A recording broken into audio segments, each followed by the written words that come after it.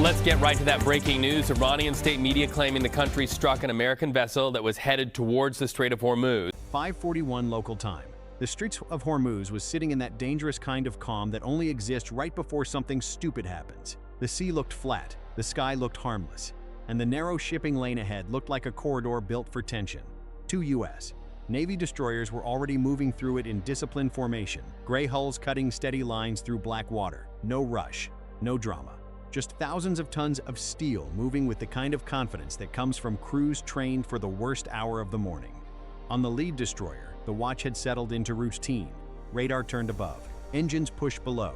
The bridge glowed dim red in the darkness. The Combat Information Center was quiet in the way serious places get quiet when everything is normal. Then the surface picture changed. A watchstander leaned toward his screen. Multiple fast surface contacts. Bearing 086. Range 14 nautical miles. Count increasing. On the bridge, nobody moved too fast. That was the first sign they understood the moment. Panic is noisy. Professional crews go quieter. The officer of the deck stepped toward the tactical repeater and studied the contacts as new returns bloomed across the display. 4, then 8, then 12, then more. Small signatures. Fast. Tight. Not drifting. Not crossing like routine traffic. Not fishing. Not wandering. They were forming. The captain arrived without ceremony. Report. Multiple small high-speed contacts east of track, numbers increasing. No AIS, no response yet. The captain studied the geometry for half a second longer than anyone else needed. That was enough. How many now? 2-3. Correction, 2-5 contacts. That changed the room. 25 small boats do not appear in a narrow strait before sunrise by accident.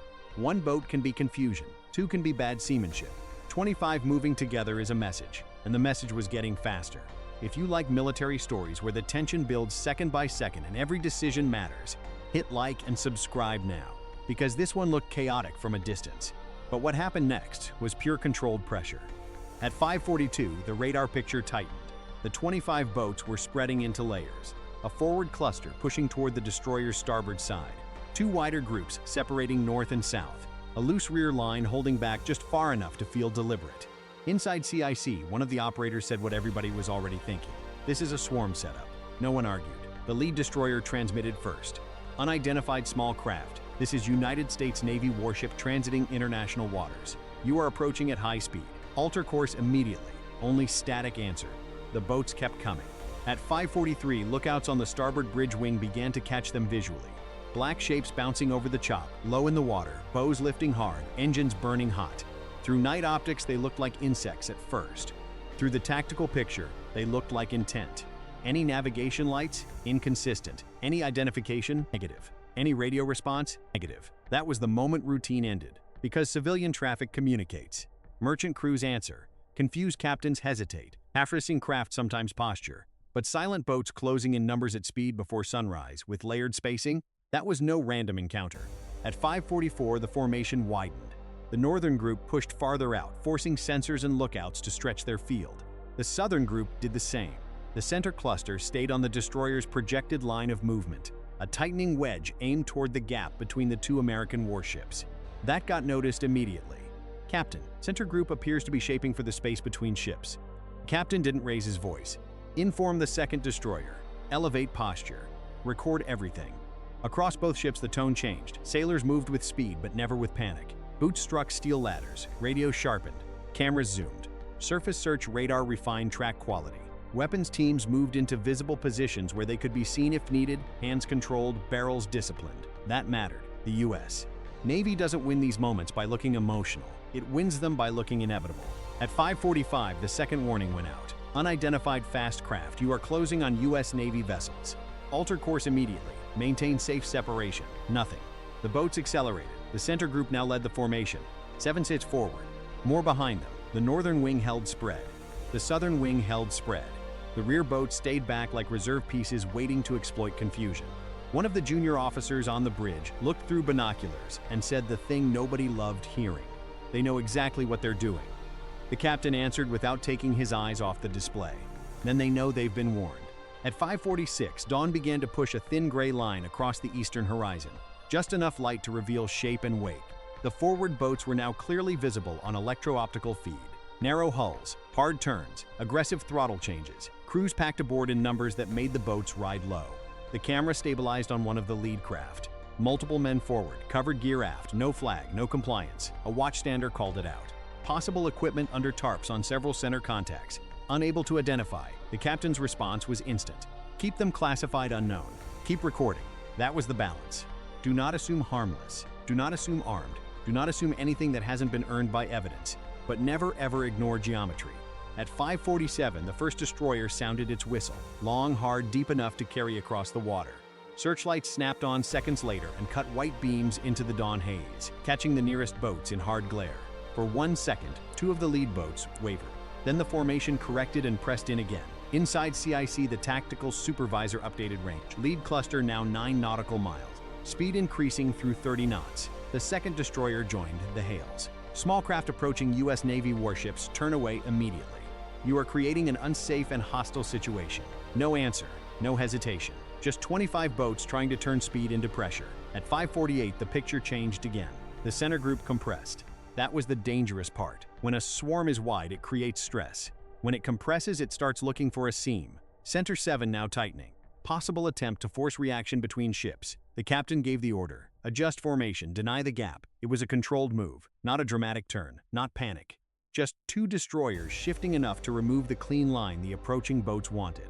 Thousands of tons of steel answered with smooth precision. White water rolling from their hulls as helmsmen quietly changed the geometry of the problem. That told the incoming boats something important. These were not merchant ships. These were not tankers. These were not crews waiting to be intimidated. These were warships actively reshaping the battlefield in real time. At 5:49, the formation from the boats started to fracture under pressure. The northern cluster widened too much. The southern group lagged. But the center pack, the most aggressive 7, kept coming, now dragging the rest into a problem they might not have wanted at this distance. Inside the lead destroyer CC, range dropped again, 7.2 nautical miles. Center group remains primary threat. North and south wings still maneuvering. The captain asked the obvious question. Any indication of weapons? Negative confirmed. Several unknown long objects. No clean ID. That was enough to keep every jaw tight. Because in the Strait of Hormuz, fast boats do not need missiles to create danger. They need speed. They need numbers. They need a crew willing to believe that if they close fast enough, a warship might hesitate. Unfortunately for them, destroyers are built around not hesitating. At 5:50, a helicopter detachment on one of the ships was placed on immediate alert. Flight deck crews moved into position. Tie-downs checked, rotors prepared. No dramatic speeches. No cinematic rushing. Just people doing the exact thing they had trained to do so often it looked boring. That's what real pressure looks like. The warning went out again. Harder now. Unidentified attack craft, turn away immediately. You are approaching U.S. Navy destroyers. Defense of Verge may be taken. The words rolled across radio and loudspeaker. The boats kept coming. At 5:51, the center group crossed inside 6 nautical miles. That was the moment the encounter stopped being suspicious and became a countdown. The 7 lead boats were now the spear point. Behind them, more fast craft were still pushing, though less evenly than before. The northern wing had drifted wider than planned. The southern wing was trying to keep pressure. The rear boats were beginning to look less like a coordinated reserve, and more like men realizing they were getting closer than they had intended. One watchstander tracked the lead pair. Fastest contacts now 37 knots. Another operator answered from a different console. CPA to lead destroyer shrinking rapidly. On the bridge, nobody said much. They didn't need to. At 5:52, the helicopter launched. It lifted off the destroyer's deck like a statement of intent. Rotor wash blasting across steel while deck crews crouched low and signaled clear. The aircraft banked starboard and dropped toward the water, nose turning toward the advancing boats. Inside CIC, its video feed appeared almost immediately, shaking for a second, then stable. Now the swarm had eyes on from above. The helicopter pilot transmitted on open radio. Small craft approaching U.S. Navy warships. Alter course immediately. You are creating a dangerous situation. Still nothing. The camera zoomed tighter. Faces were now visible on several lead boats, men looking up, men shielding their eyes. Men packed around engines, rails, and covered gear. One boat showed what looked like spare fuel cans strapped aft. Another had coils of rope. Another appeared to carry hooked metal sections partially concealed under canvas. Not proof by itself. But when silent fast craft race a pair of destroyers in formation with tarped gear and no compliance, you do not need a confession to understand the direction of the problem. At 5:53, the helicopter descended to a lower observation angle off the lead group's port side. Not reckless, not provocative, just close enough to be understood we see you.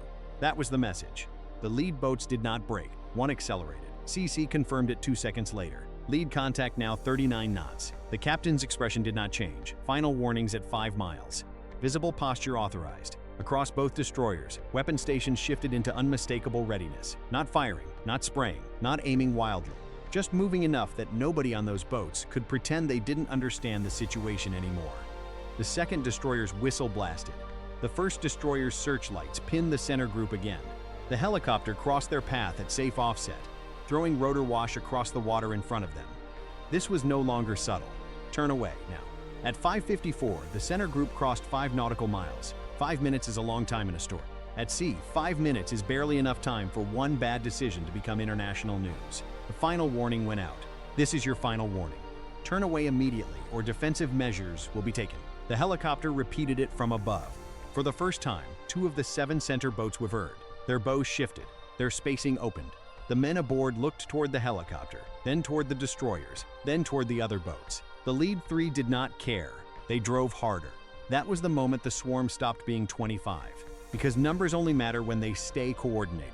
Under pressure, hesitation spreads faster than courage. At 5:55, the northern wing broke first. 3 boats turned wider and bled speed. Then, another. That was all it took. What had looked like a wall of fast craft suddenly started showing cracks. The southern wing still held shape, but badly. The rear line compressed in confusion. The center 3 were now too far ahead, forcing the rest into a decision none of them wanted to make alone. Inside CIC, the tactical picture updated like a live autopsy. North group collapsing. Center lead 3 continue inbound. South group inconsistent. Rear contacts reducing speed. The captain answered immediately. Primary threat is center 3. Track all others. That was the advantage of trained crews and layered systems. They did not get emotionally distracted by 25 moving objects. Radar held geometry. Cameras held evidence. Lookouts held visuals. The helicopter held overhead dominance. The ships held maneuver and fire control. A swarm works when the target gets overloaded. These destroyers refused to get overloaded. At 5:56, the center 3 crossed inside 4 nautical miles. Now every second mattered. The lead boat was bouncing so hard over the chop it looked unstable. The second held slightly aft and north. The third tried to slide south, maybe looking for angle, maybe just reacting late. The helicopter camera caught more detail. Crew packed forward, fuel cans, lines, metal hardware. No sign of turning. The pilot came over the net. Lead craft shows no compliance. Secondary 2 following. That sentence hit the bridge like a locked door, because by then nobody could honestly call this navigational confusion. At 5:57, the destroyers made another controlled maneuver, subtle enough to preserve order, aggressive enough to deny approach angles. Hulls shifted, wake spread. The center boats reacted late, forcing hard corrections that broke their own spacing. That is what disciplined maneuver does to reckless speed. It makes speed work against itself. The southern group saw it and lost nerve. 2 peeled away, another slowed. The rear boats now looked scattered, no longer a supporting line. Just separate crews trying not to be the last idiots still heading toward a pair of American destroyers under helicopter overwatch. Only the lead boat kept pressing. That was the mistake that finished the entire swarm. At 5:58, it crossed inside 3 nautical miles. The helicopter tightened orbit. Searchlights held. Weapons remained in visible posture. Every camera aboard both ships was now recording the same boat from multiple angles. The captain gave one last order. Hold discipline. No unnecessary escalation. That mattered. Because this was exactly the range where nervous people can do permanent things. The destroyers were not trying to prove bravery. They were trying to end the encounter without making it worse. The helicopter transmitted directly over the lead craft. Turn away immediately. You are being recorded. You are creating a hostile situation. The driver looked up, then forward, then up again. And for the first time since the swarm began, he understood the math. 2 destroyers, 1 helicopter overhead. Sensors everywhere, weapons visible. No gap, no panic, no confusion, no soft target. At 5:59, he broke. The lead boat snapped hard to starboard. Too hard. Its hull slammed across wake, throwing a sheet of spray over everyone aboard. 1 man lost footing and crashed against the side rail. Another grabbed at a tarp as strapped gear shifted violently aft. 2 seconds later, the second boat broke too, then the third. Behind them, the remaining craft did what swarms always do when the point collapses. They stopped being a swarm. Lead contacts turning away, CIC called out. Center group opening range. Multiple secondary contacts disengaging. No one on the bridge celebrated. The captain's answer came cold and immediate. Maintain track. Disengagement is not clearance. At 6:00, the collapse spread through the formation. The southern boats turned out first. The rear line peeled away next. The few northern craft that had held long enough to watch the center fail now throttled back and opened distance fast. 25 boats had arrived with the confidence of numbers. They were leaving as separate crews, trying not to be the last ones still visible on camera. That is how swarms die, not always with fire. Sometimes with pressure so organized that courage evaporates before anyone reaches the line. At 6:02, the destroyers maintained overwatch while the helicopter stayed overhead, tracking the retreating boats from above. Some reduced speed immediately. Others tried to save face by holding throttle a little longer. None came back in. Inside sea ice logs were updated in real time. Bearings, speeds, warnings, maneuvers, video timestamps. Every ignored hail, every course change, every shift in formation. Because at sea, memory matters almost as much as steel. The official version of events was being built second by second, and it was not going to be written by the men who had rushed in silent. At 6:05, the captain finally let the tactical picture breathe.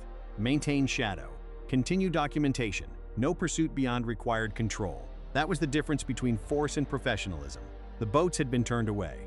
The ships were still in command. There was nothing to prove by acting emotional after the fact. Sunrise finally broke cleaner across Hormuz. Gray hulls glowed faintly under the first real light of morning. The water looked almost calm again. Almost. Because a few minutes earlier, 25 Iranian attack boats had tried to build pressure around 2 U.S. destroyers in one of the most sensitive waterways on Earth. They had tried numbers. They had tried layered approach. They had tried silence, speed, and intimidation. And in less than 5 minutes of real pressure, the whole thing collapsed. Not because the destroyers fired first. Not because the ships panicked. Not because the crews got lucky.